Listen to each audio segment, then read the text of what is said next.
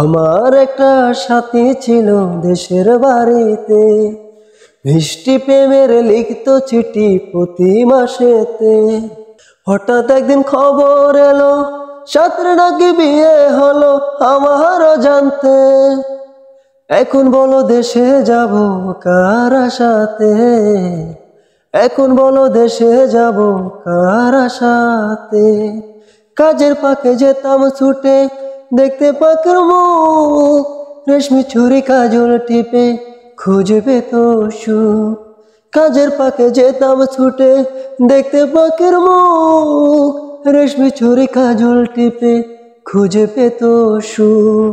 এক পলকে দেখে সে আমায় আস্ত কাছে বুকে জড়াতে। এখন বলো দেশে যাব কার আশাতে, এখন বলো দেশে যাব কার আশাতে।